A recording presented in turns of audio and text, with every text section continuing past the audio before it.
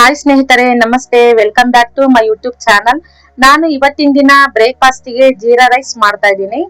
Jeera recipe ಇದು ತುಂಬಾನೇ ಸುಲಭ, ಒಂದ್ 10 ನಿಮಿಷದಲ್ಲೇ ಮಾಡ್ಕೋಬಹುದು. ಇದಕ್ಕೆ ಬೇಕಾಗಿರುವಂತ ಸಾಮಗ್ರಿಗಳನ್ನ ನೋಡೋಣ ಬನ್ನಿ.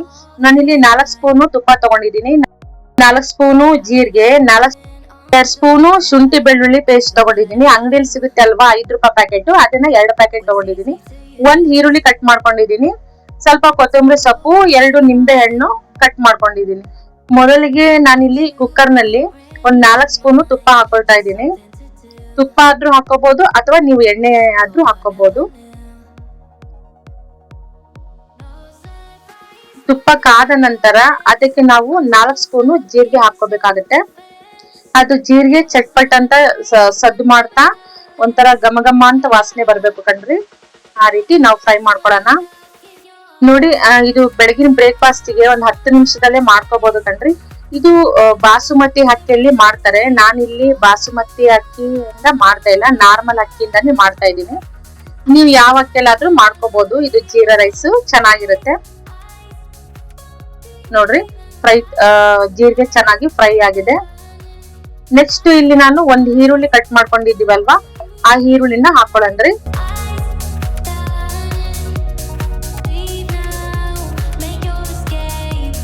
ಚೆನ್ನಾಗಿ ಫ್ರೈ ಮಾಡ್ಕೊಳ್ಳೋಣ.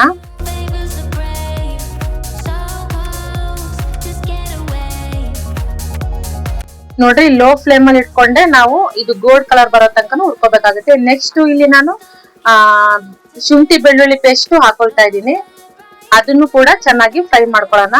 ಘಮ ಘಮ ಅಂತ ವಾಸನೆ ಬರ್ಬೇಕು. ನಾನಿಲ್ಲಿ 1 ಲೋಟ ಅಕ್ಕಿ ಮಾತ್ರ ಚೆನ್ನಾಗಿ ತೊಳೆದ್ಬಿಟ್ಟು ಆ ಅಕ್ಕಿನ ಹಾಕೊಳ್ತಾ ಇದ್ದೀನಿ ಕಣ್ರಿ. ಅದು ತೊಳೆದಿರೋ ಅಕ್ಕಿ ಹಾಕೊಂಡು ಅದನ್ನ ಒಂದು ಸ್ವಲ್ಪ ಲೋ ಫ್ಲೇಮ್ ಅಲ್ಲಿ ಇಟ್ಕೊಂಡೆ ನಾವು ಸ್ವಲ್ಪ ಹುರ್ಕೋಬೇಕಾಗುತ್ತೆ. ಅಕ್ಕಿನೂ ಕೂಡ ಸ್ವಲ್ಪ ಲೈಟ್ ಆಗಿ ಹುರ್ಕೊಳ್ಳೋಣ. ನೆಕ್ಸ್ಟ್ ನಾನಿಲ್ಲಿ 1 ಕಪ್ ಮಾತ್ರ ಅಕ್ಕಿ ತಗೊಂಡಿದ್ದೀನಿ. ಆ ಅಕ್ಕಿ ತಗೊಂಡಿರೋ ಕಪ್ಪಿನಲ್ಲೇ ನಾವು 2 ಲೋಟ ನೀರ್ ಹಾಕೋಬೇಕಾಗುತ್ತೆ. ಕರೆಕ್ಟ್ ಆಗುತ್ತೆ ಕಣ್ರಿ 2 ಲೋಟ ನೀರ್ ಹಾಕೊಂಡ್ರೆ. ನೋಡಿ, ಚೆನ್ನಾಗಿ ಮಿಕ್ಸ್ ಮಾಡ್ಕೊಳ್ಳೋಣ. ನೆಕ್ಸ್ಟ್ ಒಂದ್ ಸ್ವಲ್ಪ ಕೊತ್ತಂಬರಿ ಸೊಪ್ಪು ಹಾಕೊಳ್ಳಂದ್ರಿ. ಹಾಗೆ ಒಂದ್ ಸ್ವಲ್ಪ ರುಚಿಗೆ ತಕ್ಕಷ್ಟು ಉಪ್ಪನ್ನು ಕೂಡ ಹಾಕೊಳ್ಳಂದ್ರಿ. ನೀಟಾಗಿ ಫ್ರೈ ಚೆನ್ನಾಗಿ ಮಿಕ್ಸ್ ಮಾಡ್ಕೊಳ್ಳೋಣ. ಹಾಗೆ ರುಚಿಗೆ ತಕ್ಕಷ್ಟು ಉಪ್ಪು ಹಾಕೊಳ್ಳೋಣ. 1 ಸ್ಪೂನು ಅರ್ಧ ಹಾಕೊಳ್ತಾ ಇದ್ದೀನಿ, ಕರೆಕ್ಟ್ ಆಗುತ್ತೆ. ನೆಕ್ಸ್ಟ್ ಇಲ್ಲಿ 2 ಒಳಕೆ ನಿಂಬೆಹಣ್ಣ ನಾನು ನೆನ್ಕೊಳ್ತಾ ಇದ್ದೀನಿ. 1 ನಿಂಬೆಹಣ್ಣು ಕಟ್ ಮಾಡ್ಕೊಂಡಿರೋದು, ಹಾಗೆ ಇನ್ನೊಂದು ನಿಂಬೆಹಣ್ಣು ಹಾಗೆ ಇಡೋಣ. ರಸ ಎಲ್ಲ ನಾವು ಹಿಂಡ್ಕೊಳ್ಳೋಣ. ಹಿಂಡ್ಕೊಂಡು ನೋಡ್ರಿ, ಇದು ಚೆನ್ನಾಗಿ ಮಿಕ್ಸ್ ಮಾಡ್ಕೊಳ್ಳೋಣ. ಕುಕ್ಕರ್ ಮುಚ್ಚಳಕ್ಕೆ ಮುಚ್ಚಿಬಿಟ್ಟು 1 ವಿಸಲ್ ಮಾತ್ರ ನಾವು ಕೂಗಿಸ್ಕೋಬೇಕಾಗತ್ತೆ. 1 ವಿಸಲ್ ಸಾಕಂಡ್ರೆ ಕರೆಕ್ಟ್ ಆಗುತ್ತೆ ರೈಸ್. ಇದು ಜೀರಾ ರೈಸ್ 2 ಕೂಗಿಸ್ಕೋಬಾರ್ದು, 1 ವಿಸಲ್ ಅಷ್ಟೇ ಸಾಕು. ನೋಡ್ರಿ, 1 ವಿಸಲ್ ಕೂಗಿದೆ ನೋಡ್ರಿ, ಚೆನ್ನಾಗಿ ಬಂದಿದೆ ಜೀರಾ ರೈಸ್. ತುಂಬಾನೇ ಟೇಸ್ಟ್ ಇರುತ್ತೆ ಕಣ್ರಿ. ಘಮ ಘಮ ಅನ್ನೋ ಇದು ರೈಸ್, ಇದು ಸುಗಂಧ ಭರಿತವಾದಂತಹ ರೈಸ್ ಅಂತಾನೆ ಹೇಳ್ಬೋದು.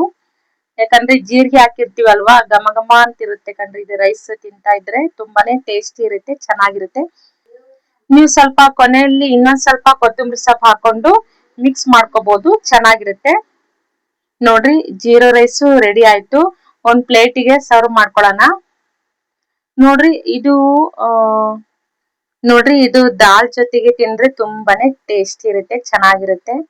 ನೀವು ಒಂದ್ಸಲ ಮನೆಯಲ್ಲಿ ಟ್ರೈ ಮಾಡಿ ಯಾವ ರೀತಿ ಬಂದಿದೆ ಅಂತ ಕಮೆಂಟ್ ಬಾಕ್ಸ್ ಅಲ್ಲಿ ತಿಳಿಸಿ ಸ್ನೇಹಿತರೆ. ಹೀಗೆ ನಮ್ ರೆಸಿಪಿ ನೋಡ್ತಾ ಇರಿ. ನೆಕ್ಸ್ಟ್ ರೆಸಿಪಿಯೊಂದಿಗೆ ಸಿಗೋಣ ಸ್ನೇಹಿತರೆ. ಸಬ್ಸ್ಕ್ರೈಬ್ ಮಾಡ್ದೇನೆ ನೋಡ್ತಿರೋರು ಪ್ಲೀಸ್ ಸಬ್ಸ್ಕ್ರೈಬ್ ಆಗಿ ಸ್ನೇಹಿತರೆ. ಬಾಯ್.